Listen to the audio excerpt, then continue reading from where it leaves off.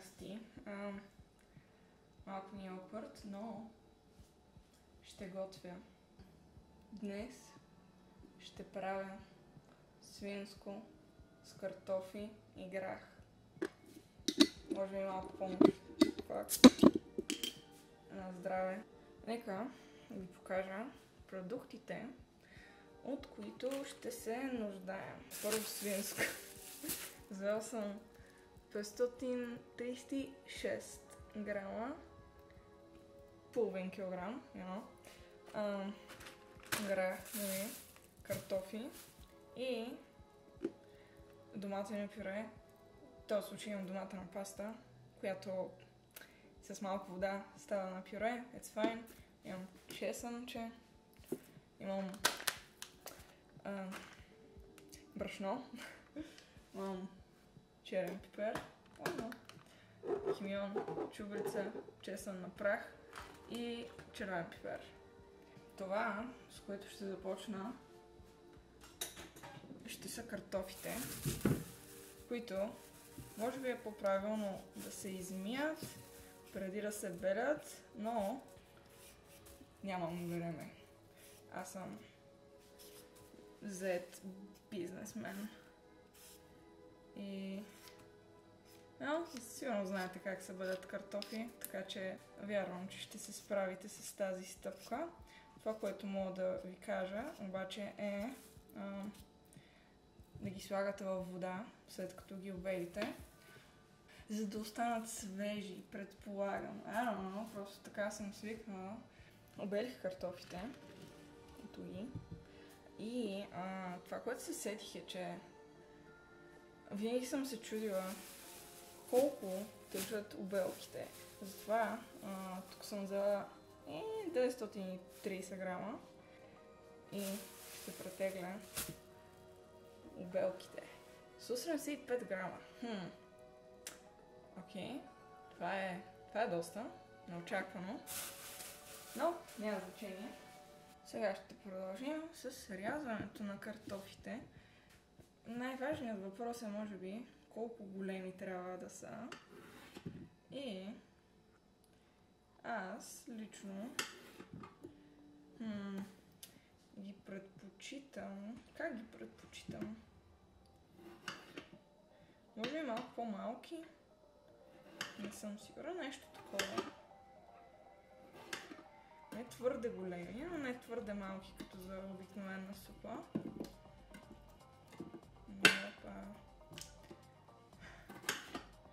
Да, на 4. Но, ако вие искате да са по-големи, това изцяло си зависи от вас.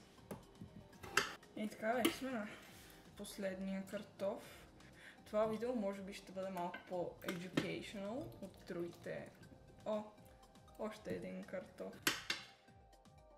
I went fishing and I found. За сега, докато режа месото, ще си чилват в водата. И така, аз взех свински бут без кост, защото беше най-евтиния. Принципно имаше свинско заготвяне специално, но беше по-скъпо. Аз не обичам да купувам скъпи неща, освен когато купувам скъпи неща. Тогава обичам. И не съм голям фен на тлъстото, затова винаги се опитвам да го махна доколкото мога. Но вие, ако харесвате, не ви задължавам. И на колко големи парчета трябва да са? Мисля, че това е много голямо. Ще бъде разделено на две. Този нож май не е много остър. Окей, нека пробваме друг нож. Шит. Това е много по-лесно. Да, окей. Някакви такива парченца. Не знам като какво да ги кажа. Като два пръста. И така. Опа. Като имаме всичко, целите ни две съставки, време да асемблваме. И още нещо, което забравих да спомена, е The Finoff List. Защото той е много важен. В смисъл, виждали ли сте яка манджа без The Finoff List? Не. Започваме с малко мазнина в тенджерата. Това може би е твърде малко. Не много. Знаете, аз си падам по малко. Чакаме да загреем. Мисля, че е загряло вече.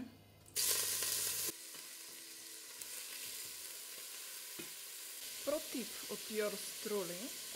Не го слагайте на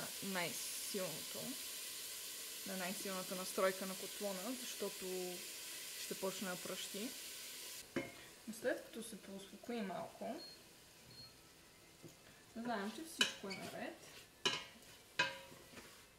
че няма да се мре още и ги оставяме малко да си хванат цвят. И след като са си постояли известно време, ще им сложа чесън. Бих казала малко, но няма да е много малко. И бъркаме. Бърка. Ще сложим подправките.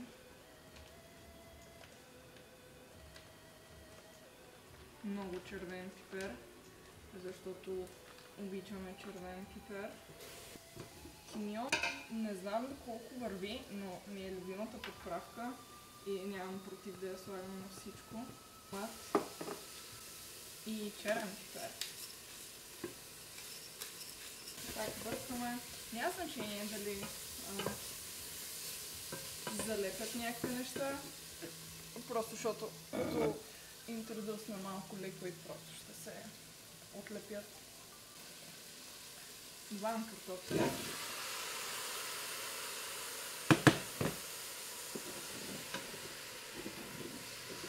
И след това добавям неопределено количество вода. И след това още неопределено количество вода. Забравих да сложа сол. Да, не забравяйте сол.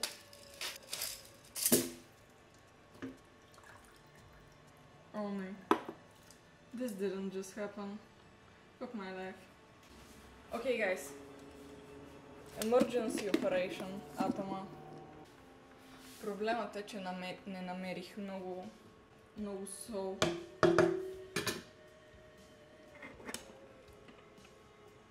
Което може би значи, че манджата ми сега ще стане много солена. Всеки в своята кухня се нуждае от един бял chair of power и motivation. Така бдим над своята манджа.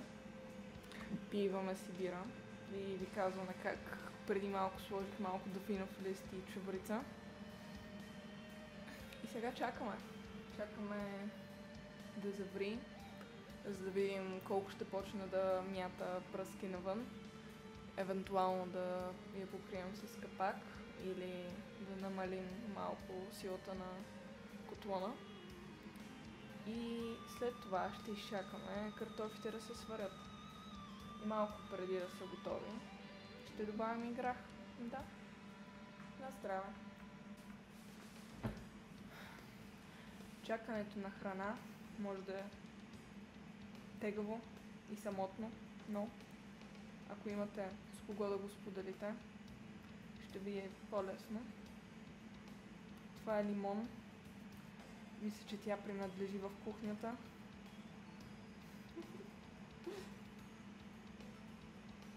Какво? Малка лимонка. И помахай на камерата. Hello, everyone! How are you? Fine, thank you. Oh my god!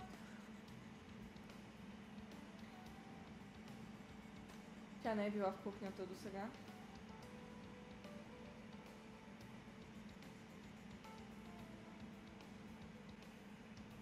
любопитна. Иска да експлорва.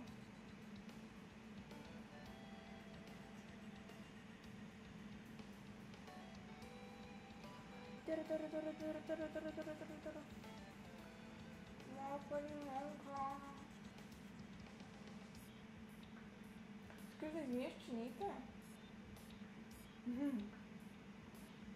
О май гад.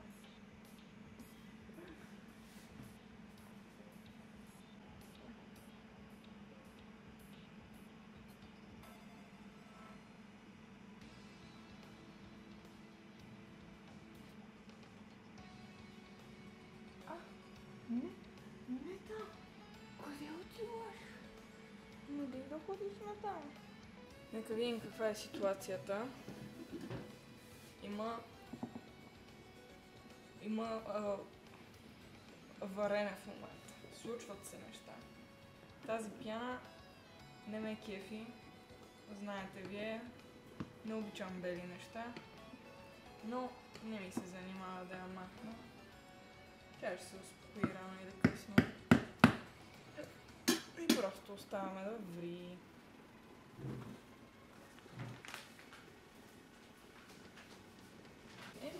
И докато се вари това, може да си смесим, ако и вие като мен имате домата на паста, може да си я смесите с малко вода и да я разбъркате, за да стане на доматено пюре. Това хвърля неща.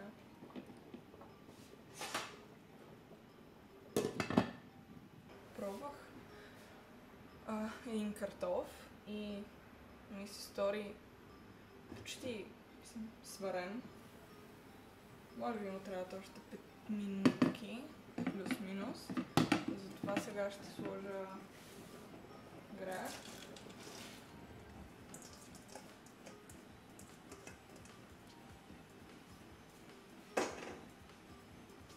И пюрето.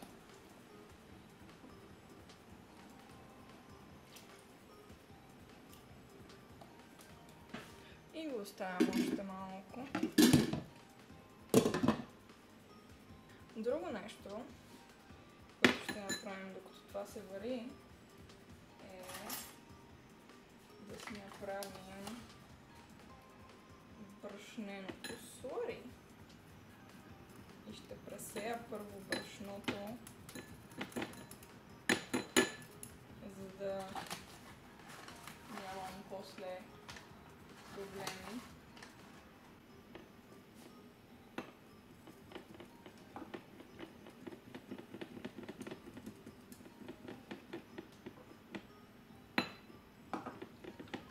Това мисля, че може да стане и с нишесте, но не можах да намеря. Затова ще ползвам брашно. Така деца ревишно нишесте, нали? Не знам какъв вид нишестета да има други, но аз да си кажа. Пак го разбъркам. И да пробваме едно по-малко картофче. Доста е меко. И доста е топло. О, боже мой, вътрешността ми. Ау! Ще сложа брашнената смес.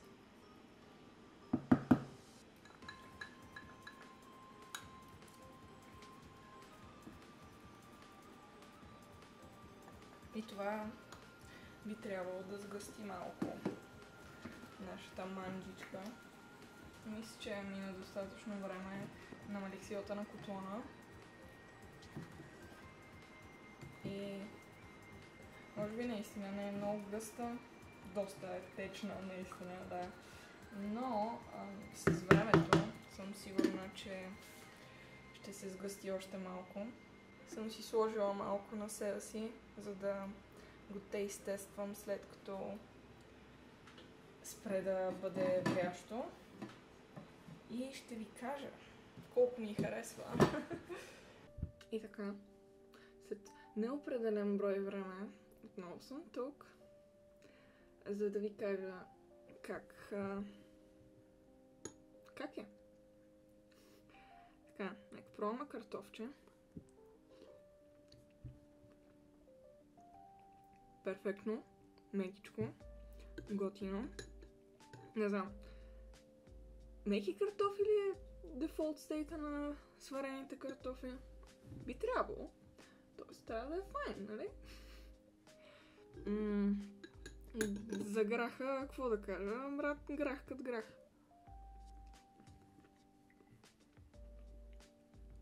Грах, да. Сосчето. Сосчето е супер на вкус. Може би, нали, не, както казах вече, достатъчно гъсто, но аз обичам сосче. И свинското. Сготвено е. Не знам дали трябва да е толкова чуи, по принцип, след толкова време готвене. Знам, че свинското по принцип е доста жилаво. Right? Жилаво беше думата, нали? Но не знам, падам си по крехко месо, като пилешко. И тази манджа, разбира се, очевидно, ще стане и с пилешко. Но и така е добре. Вкусно е. Аз обичам да ми е вкусно. Това наистина е една от манджите някога.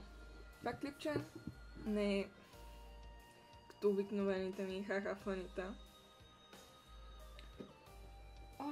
Котка. Ела, котка, ела да направим аутро заедно. Но реших просто да снимам какво готвя днес и надявам се да ви хареса въпреки това. Даже мога да се постарая да оставя actual рецепта долу, но аз не мисля, че следвам някакви рецепти за някакви такива по-бейсик български храни. Но следващото клипче, което ще направя, ще е нещо, което научих от интернет, за което вече трябва да се следва рецепт. Трябва ли наистина? I'm winging it most of the time. И започвам да рамбълвам неща, които не са важни. Затова ще ви кажа, мерси, че гледахте. Надявам се да си изготвите свинско с картофи и грах някой път. И до скоро! Къде искаш да ходиш? Искаш ли манджа? Няма манджа за теб. Ти си малка котка. За малките котки не може. Та-та!